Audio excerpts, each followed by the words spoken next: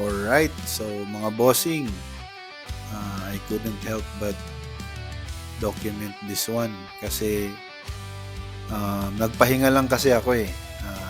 Timpla ng kape and then nagpahinga.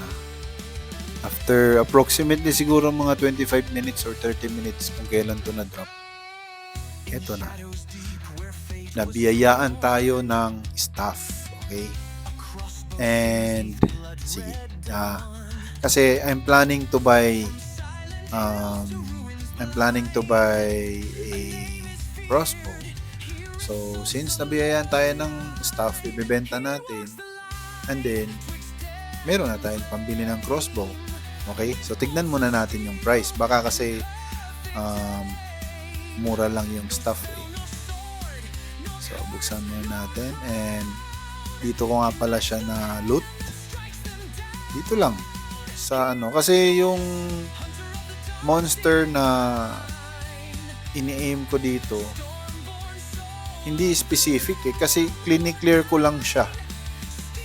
So, dito pala siya nag-drop sa Unforgiven Corpse Wizard.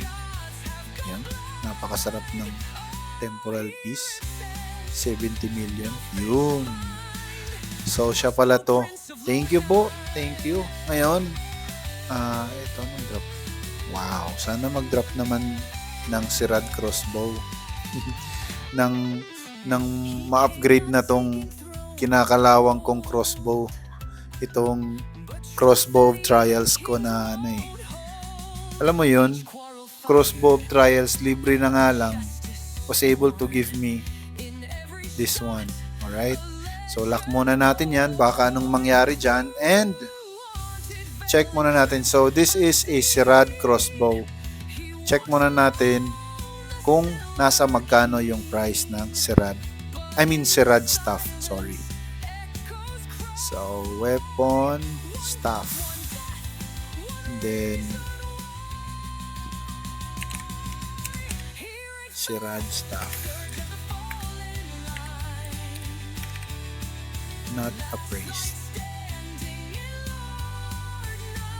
Wow!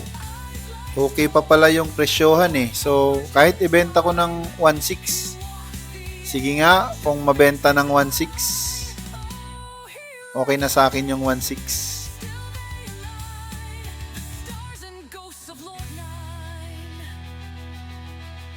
$1,600 mga idol. Bilhin nyo na.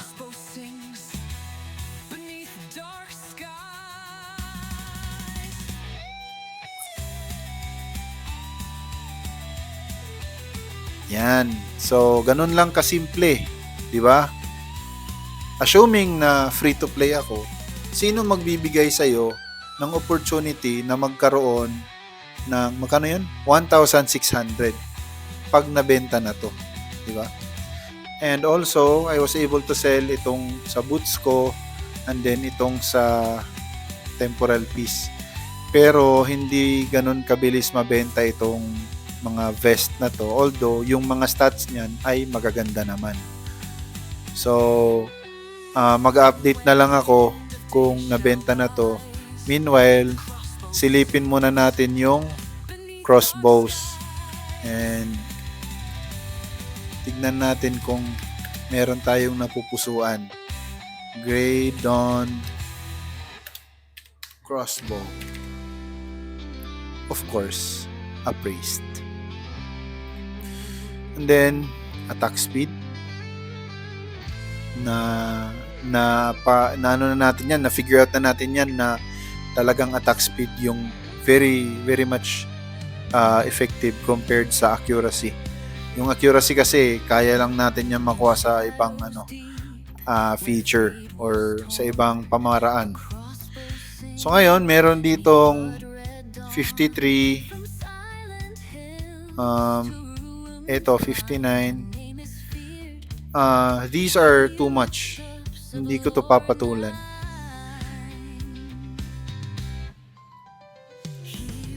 Kahit naman lang attack speed and then MP reduction or HP or MP recovery. Kahit MP na lang. Attack speed with MP. For that price, 53. Ayoko.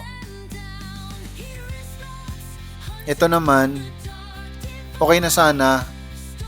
Kaso di naman ako nagpi-PVP. So, hindi pala siya okay. Anyway, hindi ko nahahabain tong video ko. I just want to document na tayo po ay nakaloot.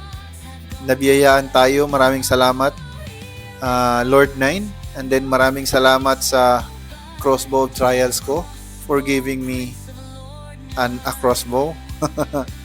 Alright, keep grinding. Update ko na lang kayo.